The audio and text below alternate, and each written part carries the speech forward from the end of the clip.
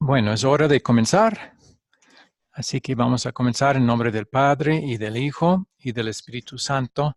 Y pedimos, Señor, nuestro Dios Trino, que nos guardes en la fe por medio de estos estudios en tu palabra, que tu Espíritu Santo nos acompañe obrando esa confianza y fe basado en lo que tu palabra dice.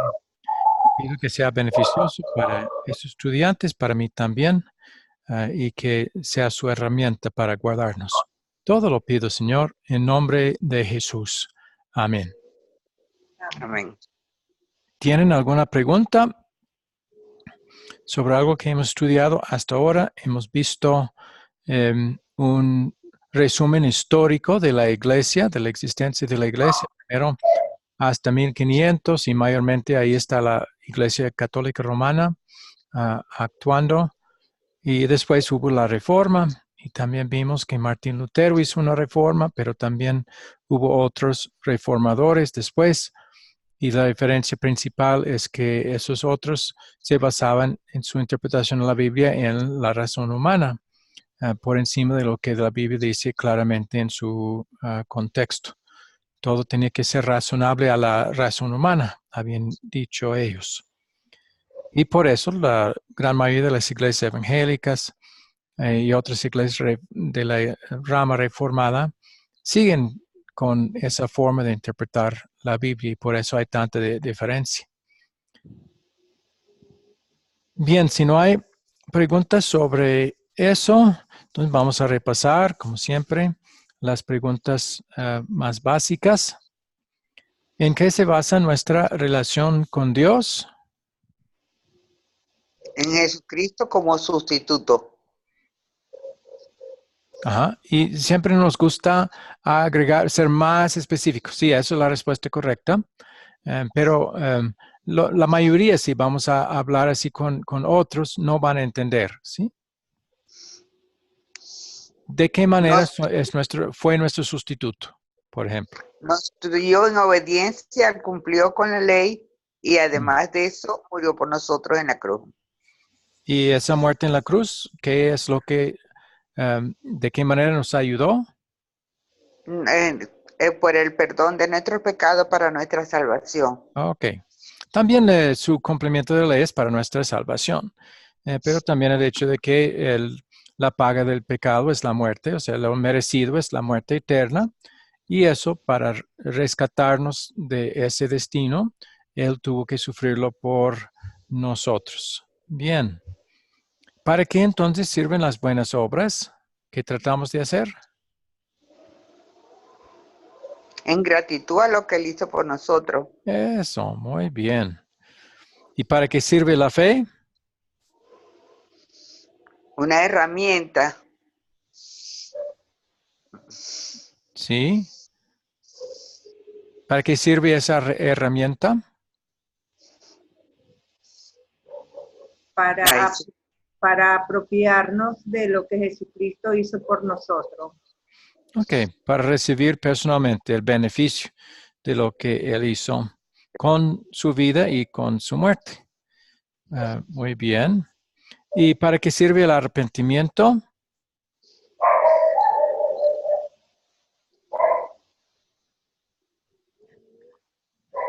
Igual nos prepara para recibir el Evangelio. Para apreciar el Evangelio. Sí, Ajá. muy bien. Ok, bien. Y es un mensaje de la salvación por lo que Jesús hizo por nosotros. Si no estamos arrepentidos, no vamos a apreciar el mensaje del perdón y la vida santa de Jesús por nosotros. Bien, ¿cuáles son las diferencias entre la ley y el Evangelio?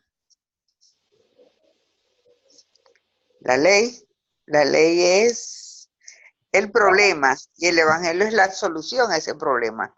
Ok, vamos a decirlo, la ley nos muestra nuestro problema. La ley no es problema, no es mala la ley, pero sí nos muestra nuestro problema, ¿sí? Y el Evangelio nos muestra la solución. ¿Más? ¿Qué más? Podríamos decir que es mala noticia porque nos confronta con la ley de Dios. Con el pecado, y la ley nos, sí, ok, nos muestra. Entonces el Evangelio. Es buena noticia porque nos da lo que Jesucristo hizo por nosotros. Ok. El eva- la ley demanda, el evangelio es un regalo. Pero no solo eso, la ley muestra lo que nosotros debemos hacer, el Evangelio nos muestra Lo que Cristo ha hecho por eso, nosotros. lo que Él hace, lo que Él hizo. Muy bien. ¿Otros? La ley nos muestra la ira de Dios Contra el pecador y y el somos evangelio nos pecadores. muestra el amor de Dios. Exacto, en Cristo. Bien. ¿A quién vamos a predicar la ley? A los que no se han arrepentido. Ok, los confiados en sus pecados, los que gustan sus ¿Sí? pecados, no están arrepentidos. Muy bien. ¿Y el Evangelio? Para aquellas personas que ya se arrepintieron y están preocupados Por sus por sus pecados, pecados. la ira de Dios y el destino que merecen. Muy bien. Ya han aprendido bastante bien esos puntos. Y me alegro. Qué bien. Bien, porque en la mayoría hay gran confusión sobre esos puntos y sus propósitos. Bien. ¿Alguna otra pregunta o comentario hasta aquí? Si no, vamos a seguir a la próxima lección, al próximo video. Ya hemos visto el desarrollo histórico de la iglesia y ya hemos visto que hay tres ramas principales: la católica, la luterana y la reformada. Estamos hablando de la luterana confesional, la luterana como originalmente era. No como muchas iglesias luteranas han convertido también la luterana en algo completamente separado de la palabra de Dios y sus enseñanzas, desafortunadamente. Pero estamos hablando de la iglesia luterana confesional. Entonces, ahora vamos a comenzar a examinar uno por uno esas doctrinas de esas iglesias. Entonces, esta va a ser la segunda lección, una lección de transición, en el sentido de que nosotros ahora estamos haciendo comparaciones específicas. En esta lección examinaremos las diferencias entre la iglesia luterana confesional y la iglesia católica romana. Nuestra esperanza es comparar las diferencias y al hacerlo les ayudará a encontrar mejor su propia identidad espiritual. El objetivo es que en el proceso de hacer comparaciones específicas, nuestra intención es la de tratar de llegar a tener una identidad espiritual para nosotros mismos. Con tiempo esperamos y oramos que ustedes lleguen a la conclusión de que no hay nada más que una iglesia o denominación que enseña toda la verdad de la Biblia y que esta iglesia es la iglesia luterana confesional. ¿Algún comentario o pregunta sobre la introducción? Completamente de acuerdo. Ok, muy bien. Entonces ya vamos a ver el video que va a ayudarnos a comparar lo más básico de la diferencia entre lo que realmente enseña la Biblia y por eso nuestra iglesia y lo que enseña la Iglesia Católica Romana. Bien, voy a parar esto y a conectar a esto otro.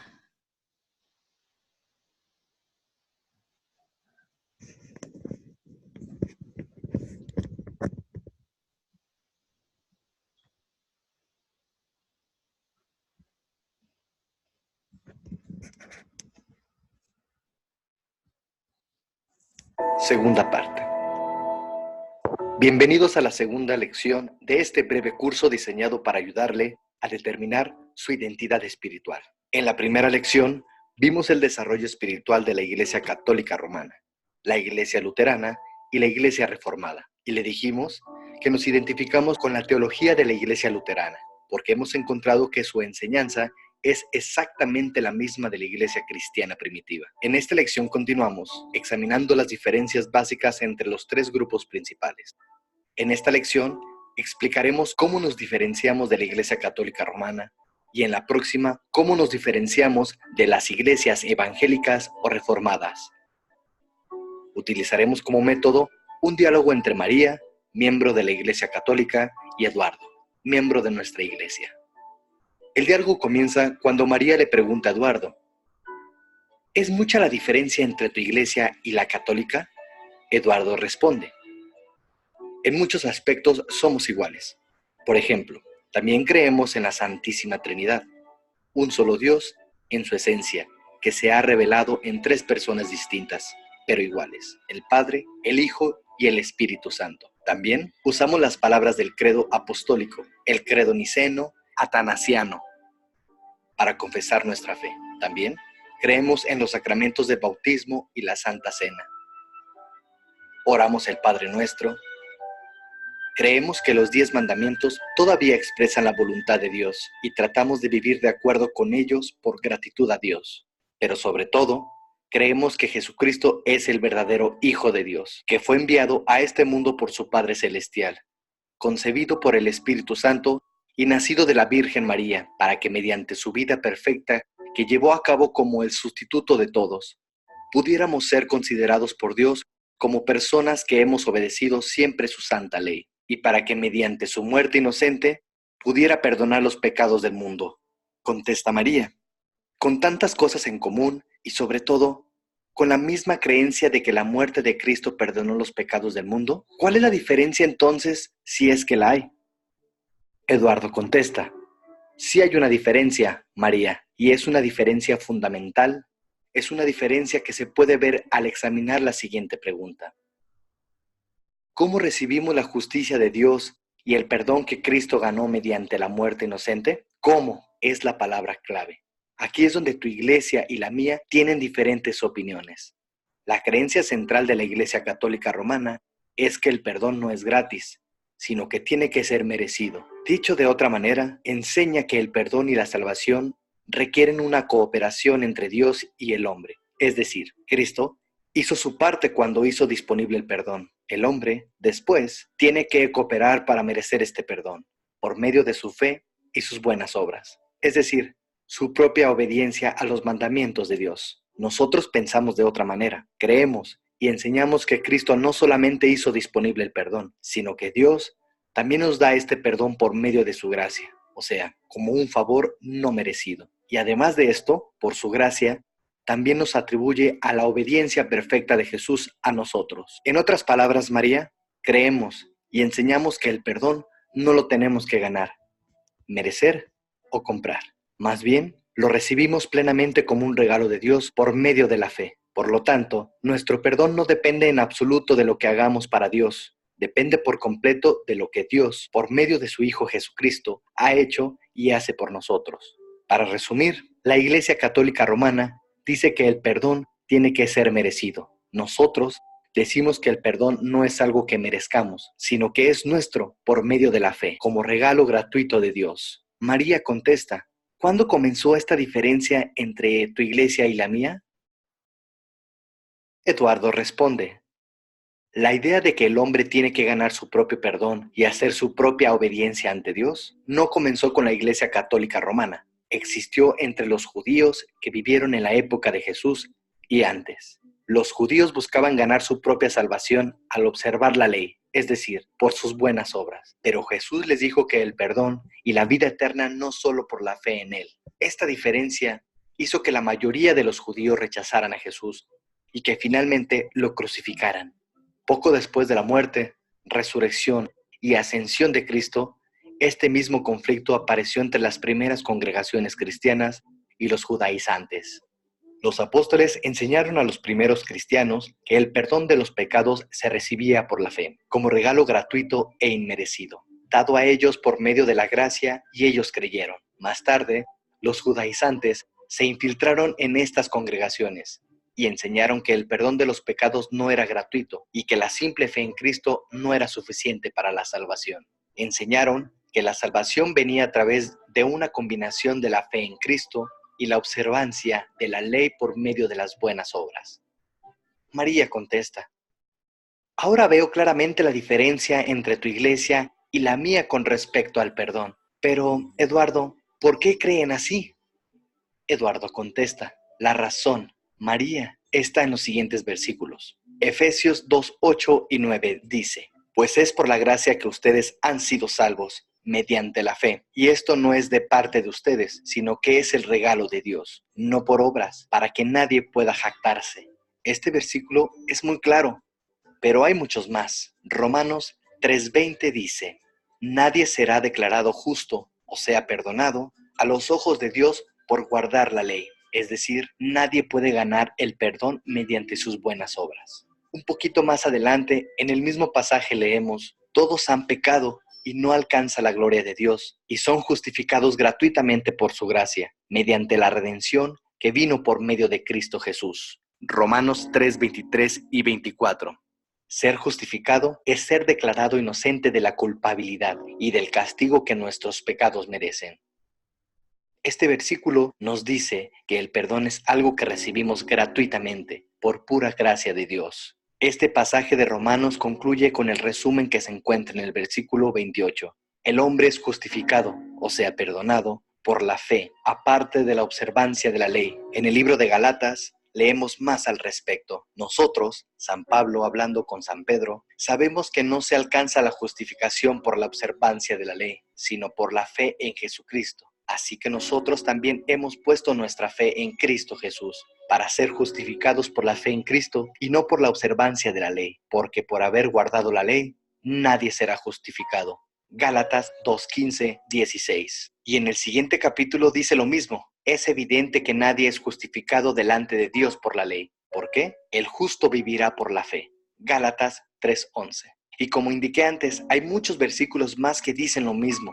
Es más, Romanos 5:19 indica que hasta la obediencia perfecta a los mandamientos de Dios que Él exige fue hecho por Jesús por nosotros como nuestro sustituto. Dice: por la obediencia de uno, Jesús, los muchos serán constituidos justos. Es con base en estos versículos que creemos que el perdón de los pecados y la obediencia perfecta que necesitamos para satisfacer los requisitos de Dios no son cosas que Cristo hizo disponibles solamente para que el hombre pudiera ganarlas, sino que el perdón nos da su gracia y que recibimos gratuitamente por medio de la fe en Cristo Jesús. María contesta: ahora entiendo muy bien la diferencia fundamental entre tu iglesia y la mía, pero ¿es importante la diferencia? Eduardo contesta: sí. La diferencia es muy importante por las siguientes 3 razones. Primero, esta diferencia es la causa de muchas otras diferencias. En segundo lugar, afecta la actitud o la motivación con la cual servimos al Señor. Y finalmente, lo que es más importante, va directo al grano con respecto a si una persona se salvará o no. En la segunda parte de esta lección, examinaremos estos 3 puntos claves, pero primero hagamos un ejercicio de repaso y refuerzo.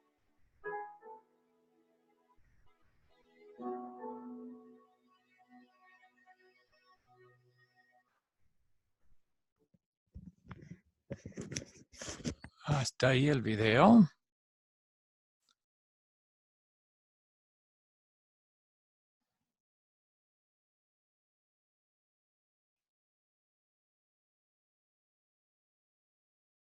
¿Tienen alguna pregunta sobre el contenido del video?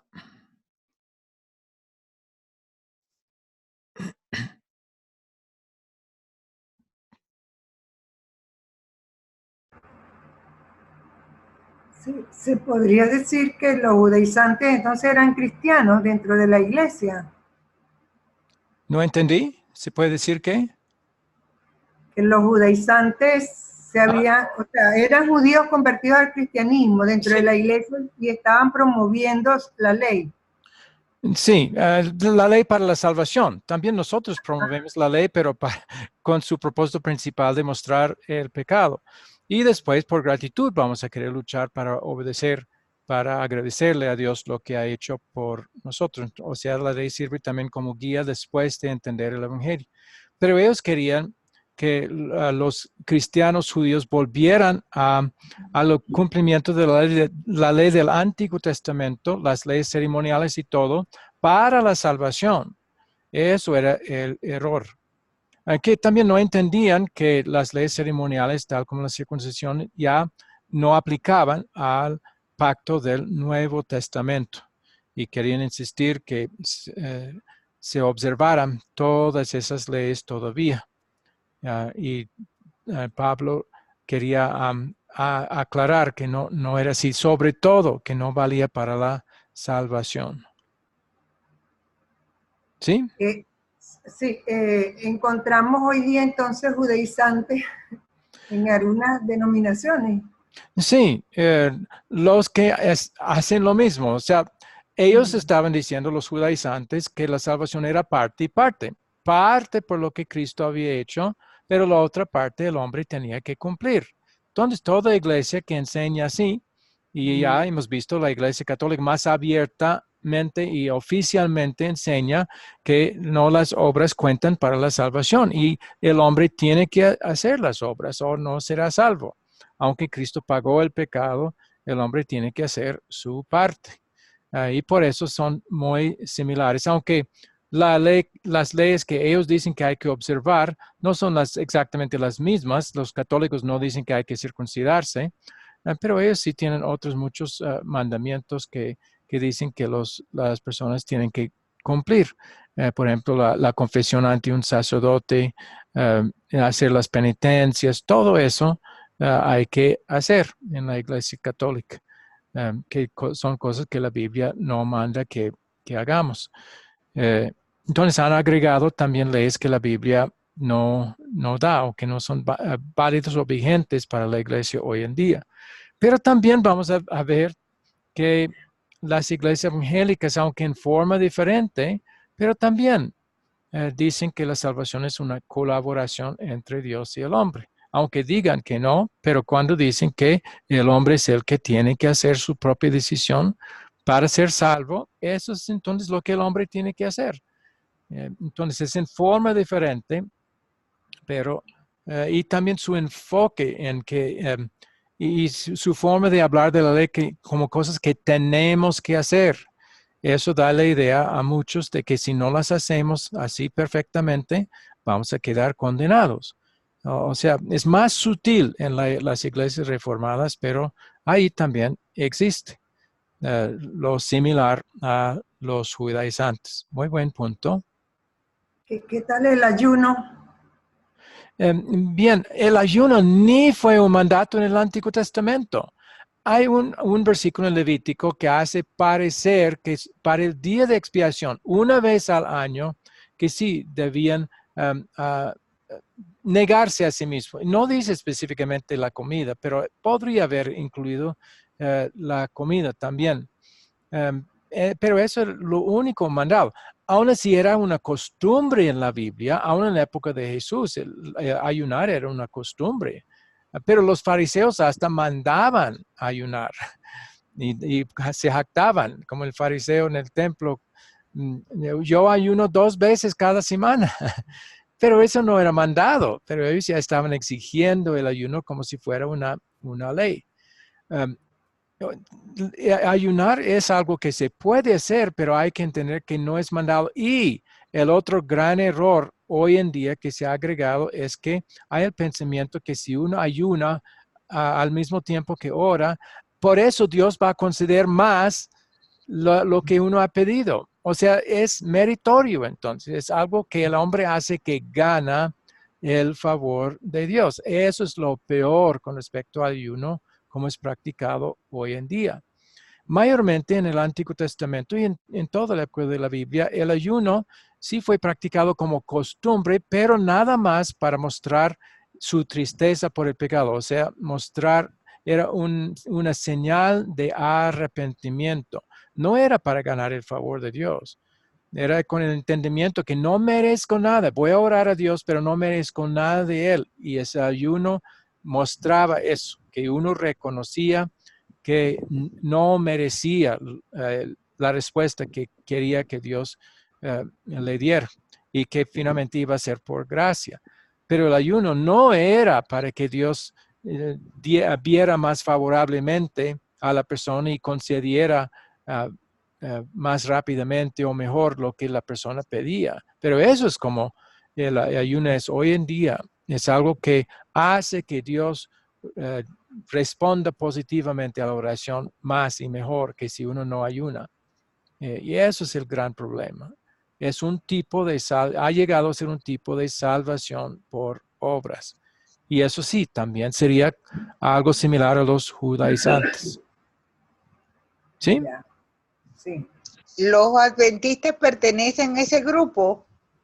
No, bueno, algunos, pues ellos sí no comen carne, pero no sé cuánto ayunan. Pero ellos sí todavía, así como los judaizantes, ellos quieren que obedezcamos las leyes, todas las leyes sobre el sábado, igual como en el Antiguo Testamento. Pero Exacto. pero dos partes de la ley sobre el sábado eran leyes ceremoniales que aplicaban solo hacia Cristo. Y Colosenses 2:16 muestra eso cuando dice, a Dios juzguen comida, bebida, etcétera, ni en los sábados. Entonces, ya no estamos bajo la obligación de observar el día sábado, ni la otra parte de la ley en el Antiguo Testamento de no poder trabajar en el día sábado. Todavía es vigente lo que Dios siempre ha querido, que separamos tiempo para escuchar su palabra, para tener reposo para el alma. Ese es el verdadero reposo, tanto en el Antiguo Testamento, pero especialmente ahora en el Nuevo Testamento.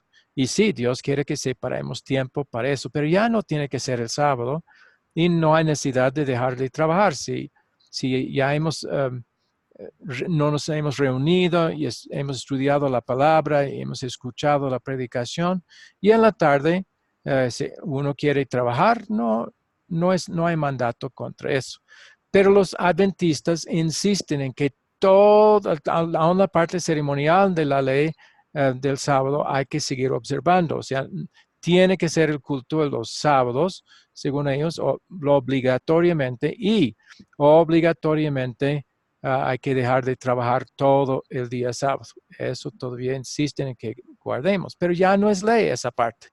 Entonces, así como los judaizantes quieren tomar algo que ha sido su costumbre por tantos años y hacerlo obligatorio, así también los adventistas hacen. Ellos Y tienen el también. doblar la rodilla, ¿Cómo? cuando dice que debemos, ahí se leen frases donde dice que debemos doblar nuestra rodilla. Yo siento que eso es más de humildad interna de uno que el doblar la rodilla como tal.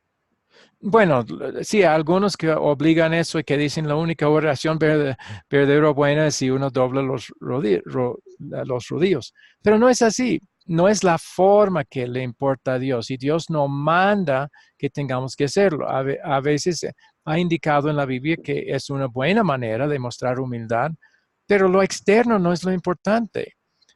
Igual como los que estaban practicando por costumbre y el ayuno, hasta como señal de arrepentimiento en Isaías, en una parte, Isaías les condena por eso. ¿Por qué están haciendo una señal de arrepentimiento cuando realmente en sus corazones no están arrepentidos? Entonces, por eso ya describió el verdadero ayuno que agradaba a Dios, que no era nada físico, sino frutos de arrepentimiento mostró que eran que eso era el verdadero ayuno eh, que, que por gratitud estaba y por los méritos de Jesús estaba agradando a Dios. Pero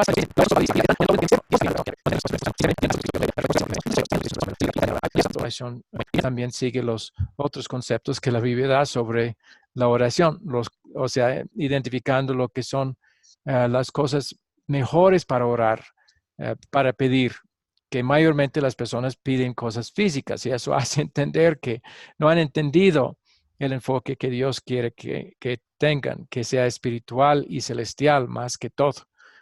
Y por eso el Padre Nuestro tiene 6 peticiones por cosas espirituales y celestiales, una sola petición por lo terrenal. Y por eso es una oración que es un buen ejemplo para seguir y hasta usar. Sí, entiende que no hay ley para doblar la rodilla. Sí, sí, sí, sí.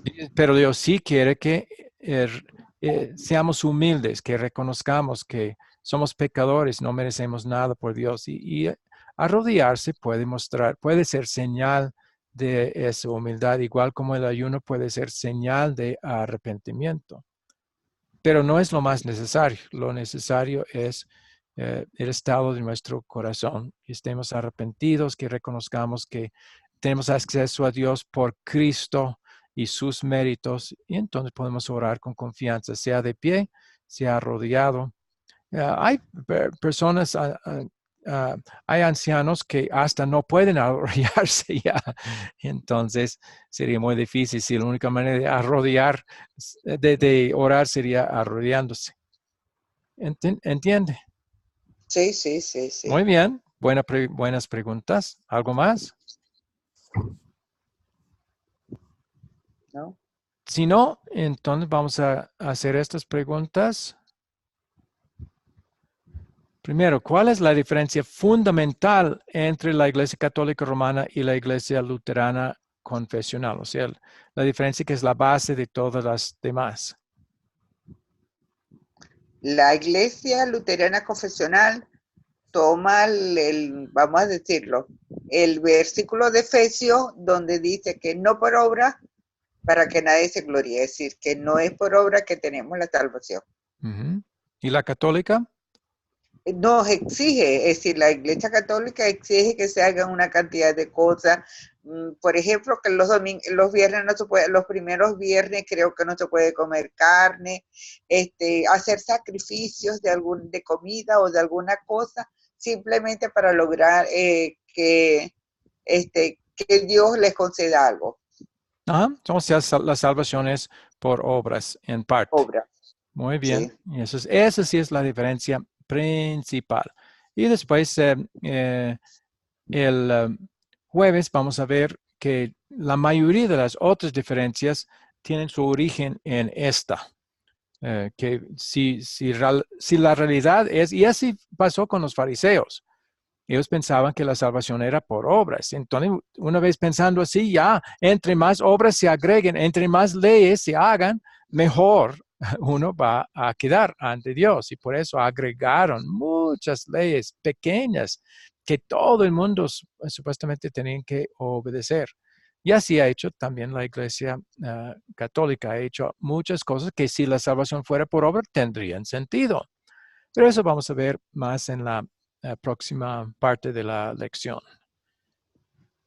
Muy bien, pero lo principal es que para ellos la salvación en parte es por obras, para nosotros, y lo que la Biblia dice que no es nada por obras, nada por lo que hace el ser humano, todo por Cristo, no parte. Él ha hecho 100% lo que se necesita. En un sentido, lo que no toma en cuenta, y es interesante, las obras por nosotros, que Dios sí existe. Llamamos eso la obediencia activa. Entonces, aunque la Biblia lo enseña claramente, no lo enseñan de ninguna manera. Es anatema pensar o que enseñar como nosotros hacemos y como la Biblia hace, que la salvación es completamente gratuita, solo por la obra de Cristo, y que Él ha hecho las dos partes. Él pagó el castigo, pero también Él es el que obedeció la ley por nosotros, puesto que no la habíamos ni podíamos obedecer. Entonces ellos dicen que no, el ser humano puede, es capaz de hacer, y la Biblia no permite esa posibilidad. Bien, entonces eso es interesante. Todo lo que hay en los tres credos que fueron mencionados es verdadero y se puede usar como credos. Pero lo interesante para mí es que brincan desde el nacimiento de Jesús hasta su muerte. No menciona su vida. Concebido por obra del Espíritu Santo, nacido de la Virgen María, sufrió bajo Poncio Pilato. Pero ¿qué pasó con su vida? No menciona el credo, ninguno de los tres, nada que Jesús hizo en su vida. Habría sido mejor incluir en los credos, en su vida obedeció por nosotros la ley. Y eso habría, creo que habría ayudado a que esa idea de salvación por obras no entraran y no tomara fuerza, así como pasó. Entonces, si nosotros fuéramos a hacer otro credo apostólico, creo que incluiríamos la obediencia activa, que Cristo estaba obedeciendo la ley de Dios por nosotros también. No solo pagó el castigo, sino también cumplió lo positivo que no habíamos cumplido. Bien, segunda pregunta. ¿Cuál grupo religioso en la época de los apóstoles tenía una enseñanza similar a la de la Iglesia Católica con respecto a la salvación? Ya, Los judaizantes, el grupo sí, muy judaizante. bien, ya hablamos bastante de eso, los judaizantes. Y ahora, para mostrar que no es asunto leve o sin importancia, San Pablo aprobó, condenó las enseñanzas de los judaizantes con respecto a la salvación. Lo condenó. Fuertemente, dijo, Sí. si uno predica otro evangelio, no es que haya, pero diferente al que nosotros hemos predicado, sea anatema. Y estaba hablando de los judaizantes. Ellos sí estaban predicando otro evangelio. En un evangelio que decía que parte de la salvación es por Cristo, pero lo otro es lo que el hombre tiene que hacer. Y eso no es ningún evangelio.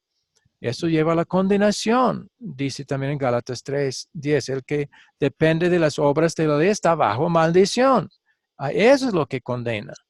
Los judaizantes, no, condenado el que no cumple las obras. Pero Pablo aclaró, no, ustedes, si creen así, van a ir a la condenación. Entonces, sí, es un asunto grave, no es una diferencia de poca importancia. Entonces, si Pablo condenó fuertemente la enseñanza de los judaizantes, ¿qué haría si viera la doctrina católica?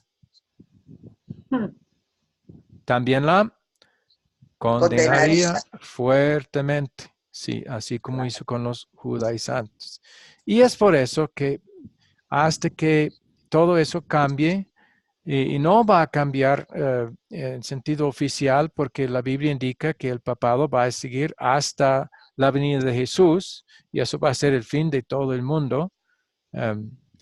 Pero puede ser que grupos de católicos reconozcan y salgan de ahí. Y entonces con ellos sí podremos unirnos y ya comienzan a confesar todo lo que la palabra de Dios enseña. Pero mientras sigan con esa idea de que el hombre tiene que contribuir, colaborar con su salvación, no es posible unirse con ellos. Pero sí podemos, si Dios nos da oportunidad, exhortarles al respecto, mostrarles lo que la Biblia realmente dice. Y ahí el Espíritu Santo puede también trabajar en ellos, aunque sea en uno o dos. Entonces, vale la pena, sí, amarles. El hecho de que estamos separados no quiere decir que no los vamos a amar. Sí, queremos amarlos suficiente para poder mostrar el error de la salvación por obras y mostrar lo que la Biblia dice en cuanto a la salvación solo por la obra de Cristo. ¿Sí? ¿Entendible? ¿Preguntas? Sí, sí. Muy bien. Ahora tenemos tiempo también. Si tienen preguntas con respecto a cualquier otro asunto, se puede hacer. Yo tengo una inquietud, pero una Sí. inquietud tan personal en relación a la fe. Ya. Mi fe es en Jesucristo, de creer que Cristo cumplió el sustituto porque Él hizo todas las obras y murió por mí. Ajá. ¿Hasta qué punto yo puedo medir mi fe? Bueno, no es tan importante para nosotros medir la fe, sino sí reconocer que en un sentido la fe en todos nosotros, y me incluyo, es débil. ¿Por qué? Porque nunca puede ser perfecto por el viejo Adán que mora en mí. ¿Sí? Mientras hay algo de dudas, mientras que no soy perfecto, entonces, si la fe fuera perfecto, sería yo perfecto. Yo cumpliría perfectamente todo lo que Dios manda, pero no soy así. Entonces, siempre para todos la fe puede crecer. Entonces, es bueno vernos con fe, vamos a decir, aunque no hablar de porcentajes, ¿sí? O cuán débil, pero es mejor vernos con fe débil siempre. porque entonces vamos a querer aprovecharnos siempre de los medios que Dios ha dado para que la fe sea fortalecida, ¿sí? Que son el Evangelio en la palabra y en los sacramentos de bautismo y la Santa Cena. Entonces, si reconozco que mi fe es débil y necesita ser fortalecida, entonces, esos son los medios para que sea fuerte, voy a aprovechar, ¿sí? Pero si llego a pensar, mi fe ya es fuerte, entonces podría también entrar en mi mente, entonces yo no necesito que sea más fortalecida, ¿sí? Entonces ya podría comenzar a descuidar los medios que Dios ha dado para que la fe sea fortalecida y mantenida. Y entonces es peligroso pensar de uno mismo, mi fe ya es muy fuerte, yo jamás perdería la fe. Eso es muy peligroso pensar así. Entonces no necesitamos medir exactamente el estado de la fe, pero no importa si mi fe es en realidad más fuerte que la de otro, es mejor que yo mismo vea mi fe como débil, en necesidad de más fortalecimiento, ¿sí? Eso es una verdadera humildad, porque no es una mentira, es así. Nadie tiene fe perfecta.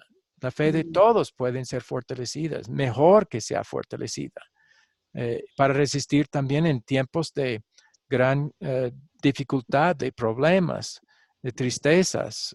Entonces, ahí es muchas veces donde la fe falla. Pero reconociendo la debilidad de nuestra fe, si estamos aprovechando los medios, entonces pedimos al Espíritu Santo que use esos medios para Él guardarnos y fortalecernos. Ya estamos bien, ¿sí? Y no necesitamos, pero ya estoy en 50%, ya 60%, ya 70%. No hay necesidad de hacer eso. Pero sí, podemos tener la confianza que usando los medios, Él va a guardarme y fortalecerme con la medida de fe que necesito para llegar hasta el fin, ¿sí? Eso puede ser la confianza. ¿Sí? Sí, me pasa que a veces me siento que no tengo, yo me digo que no tengo suficiente fe. A veces espero, como que me desespero, a veces entro en tristeza. No, es positivo reconocer que no tengo suficiente fe, ¿sí? Porque entonces, ¿a dónde voy a buscar para que sea más, que tenga más? A los medios que Dios ha dado, ¿sí? Entonces, yo estoy con usted. Yo siento que no tengo suficiente fe. Sí, necesito más, mucho más. Entonces, necesito yo, aunque soy teólogo, aunque he estudiado mucho, necesito estar aún más todavía, continuamente en la palabra para que Él me fortalezca más, ¿sí? Eso es una mejor actitud, es más provechoso, más saludable. Hasta el San Pablo se jacta de sus debilidades, ¿sí? Y en parte también él reconocía que su fe también podía ser fortalecido. Él reconoce eso, por ejemplo, en Romanos 7, cuando dice, una persona con fe perfecta va a poder hacer lo que desea hacer en gratitud, ¿sí? Pero él confiesa, el bien que deseo hacer, eso no hago. Eso muestra debilidad de fe. Sí. El mal que no quiero hacer, eso sigo haciendo. Aunque obviamente no era forma externa, pero él reconocía que hasta los pensamientos Dios los veía. Y él reconocía que sus actitudes, sus pensamientos no eran perfectos. Y hasta reconoció un grave pecado, tendencia al pecado que tenía, y por lo cual le fue dado su aguijón en la carne. Su tendencia pecaminosa, su debilidad era de jactarse, de enorgullecerse por unas visiones espectaculares que Dios le había dado, que nadie más había recibido. Y entonces, él reconoce que por mi sentido, mi tendencia de enorgullecerme, Dios me dio esta aflicción. Así no puedo jactarme. Me parece a mí que quizás era algo similar a Parkinson o algunos piensan que un problema de sus ojos. Por eso tuvo que escribir con letra grande sus cartas. Pero también impedía con toda seguridad su forma de hablar, de poder hablar claramente.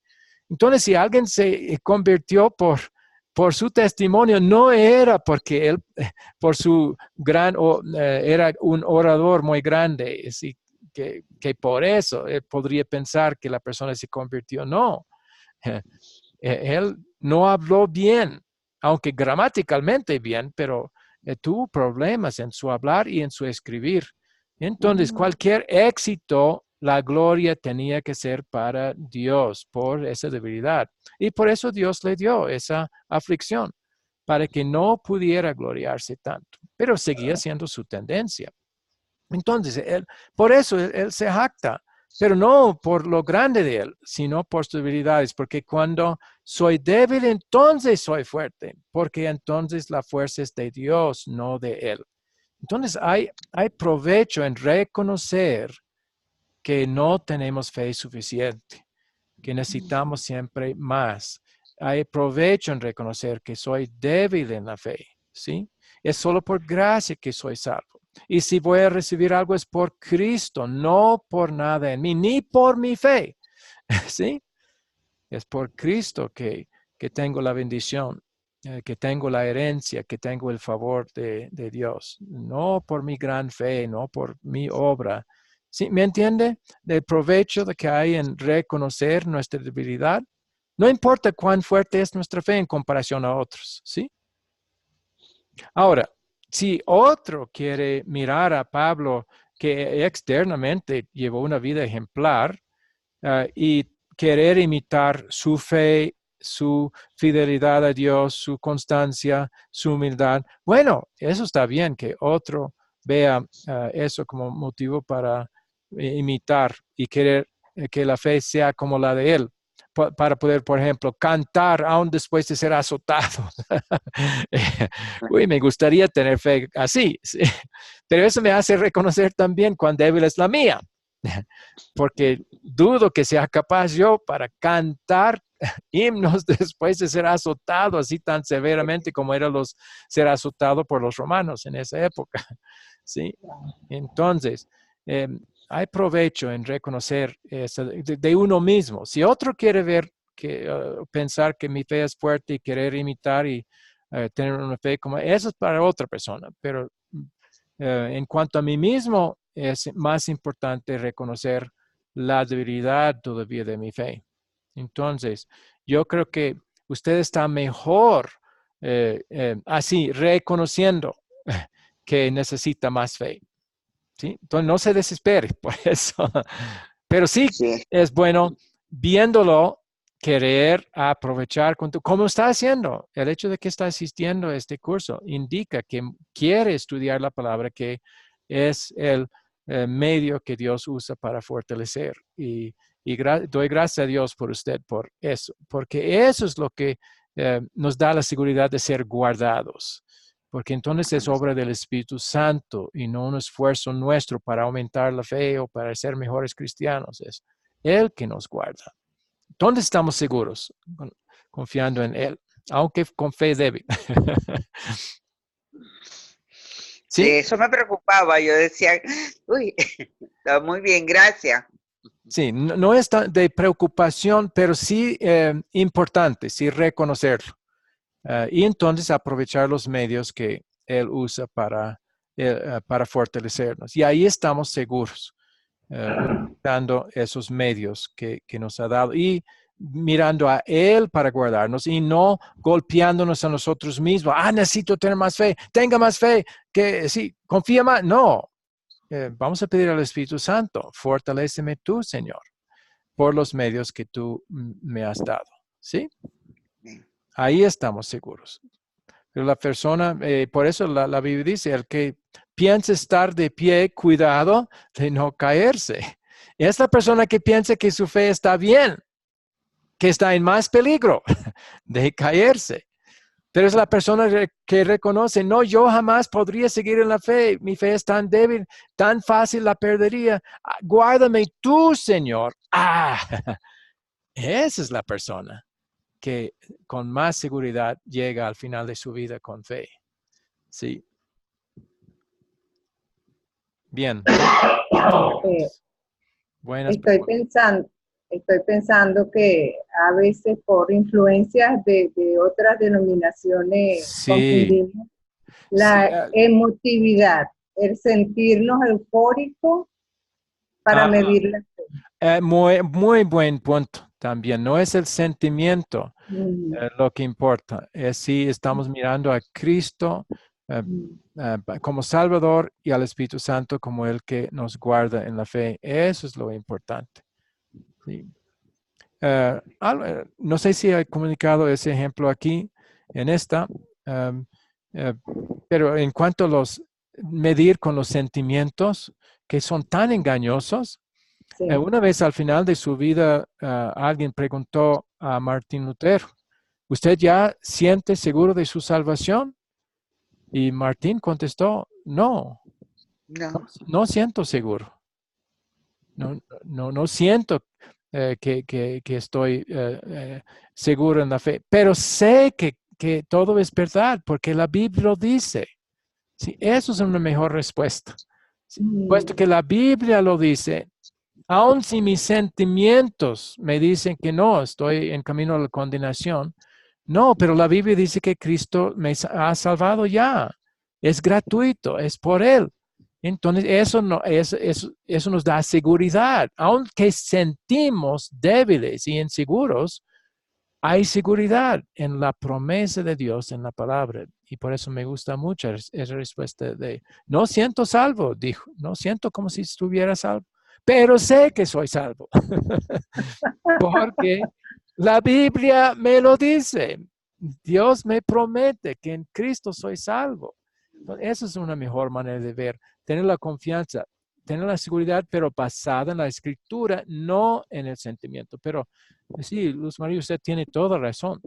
La mayoría de las iglesias dice que tiene que sentirlo, no tiene fe hasta que hace sentirlo, hasta experimentarlo, hasta que hay experiencias grandes, emociones grandes y altas. No es así. No necesariamente. A veces, muchas veces el Espíritu Santo obra en forma muy tranquila, quieta, suave, como en el caso de Elías en la cueva. Tres cosas grandes, eventos grandes sucedieron, pero ahí no estaba Dios. Finalmente, una voz como pequeño silbato, muy suave, quieta, casi apenas podía escuchar, pero ahí estaba Dios, ¿sí? Entonces los reformados, los evangélicos dicen, no, es en lo grande, lo espectacular, la evidencia es milagros, la evidencia es el gran sentimiento, emoción. No, a veces el Espíritu Santo no obra así, sino tranquilamente, poco a poco, por la palabra y de pronto ahí hay fe, ¿sí? Sin notarlo. A veces hay personas que ni siquiera se dan cuenta, pero uno pregunta, pero ya crees que Jesús es Salvador. Ay, pero sí. Bueno, ahí está, ya el Espíritu Santo obró. No hubo un milagro externo, no hubo trompetas, no hubo banda tocando y gritos, pero ya está diciendo, sí, ya confío, ya que sé que Cristo murió por mí y obedeció por mí. Ahí está, ya es salvo. Entonces, así muchas veces obra el Espíritu Santo y quiere que confiemos entonces en lo que la palabra dice y no en ninguna otra cosa como para ser la evidencia. Bien, muy buenas preguntas y comentarios. Creo que entonces todo para esta vez. Próxima sería el jueves. Ahí vamos a ver la segunda mitad de esta lección sobre las diferencias que tenemos con la Iglesia Católica Romana. Bien, vamos a terminar con oración. ¿Cuándo es su viaje? El viaje es el viernes. Ah, ok. Entonces, Ya. la semana entrante, Nathan Schulte va a tomar la clase. Él ya es miembro, le invité del grupo de WhatsApp y puede darle los anuncios al comenzar el día, que esta noche para el grupo A, etcétera, como yo he hecho. Él, Ok, él ok. puede seguir dando esos anuncios. Muy bien. Muy bien, entonces vamos a terminar. Querido Señor, gracias te damos que nuestra seguridad está en tu palabra, no en las emociones, no en los sentimientos, no en experiencias, evidencias externas. No, que estamos seguros porque tu palabra promete que Jesús obedeció la ley por nosotros, que Él pagó el castigo por nuestros pecados. Y si estamos creyendo eso, significa que también el Espíritu Santo ya ha obrado en nosotros. Y que si entendemos bien, Él es el que tiene el papel de guardarnos también en la fe, pero usando los medios que tú nos has dado, los medios de la gracia.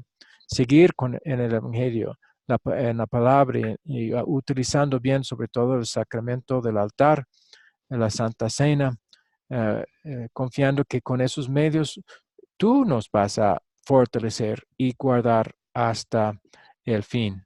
Gracias que tenemos esas promesas tuyas y es algo que podemos confiar de todo corazón. Perdónanos por nuestra débil fe, que la fe no es como realmente podría ser. Sobre todo no es perfecta. Pero gracias que nuestra salvación no depende de tener fe perfecta tampoco, depende de lo que Cristo hizo por nosotros. Y la fe simplemente es, como hemos dicho muchas veces, ya una herramienta para recibir el beneficio que sí necesitamos, pero aún con la fe más débil. Pero en Cristo se recibe el beneficio del favor completo de Dios, de la entrada al cielo si muriéramos. Pero sí queremos, Señor, que nuestra fe sea más fuerte para no perderla tan fácilmente cuando hay tiempos de tribulación o dificultad. Entonces, pedimos que tú nos fortalezcas siempre, cada vez que estudiamos tu palabra. Ayúdanos a tener que motívanos, Señor, de seguir en esa palabra tuya, reconociendo que es por estos medios que vamos a ser fortalecidos por ti y guardados por ti. Entonces, que siempre sigamos haciendo buen uso de estos medios, Señor. Ayúdanos en ese sentido y fortalécenos, pero de acuerdo a tu voluntad y de acuerdo a la medida que tú ves que necesitamos para seguir hasta el fin. Confiamos en ti, Señor, de que tú vas a seguir esta obra que ha comenzado en nosotros. Pido una bendición también, aunque no es merecido ni para ellos ni para mí, pero para estos estudiantes en todo lo que hacen como siervos tuyos. Guárdalos entonces y úsalos en tu reino de esta manera. Todo lo pido en nombre de Jesús, nuestro único y todo suficiente Salvador. Amén. Amén. Muy Buenas bien. noches. Sí, muy buena noche. Dios les guarde. Amén. Muchas gracias. Ok. Excelente Chao. clase. Chao, Laura. Ajá. Ok. Buenas noches, pues. Chao. Ok, chao.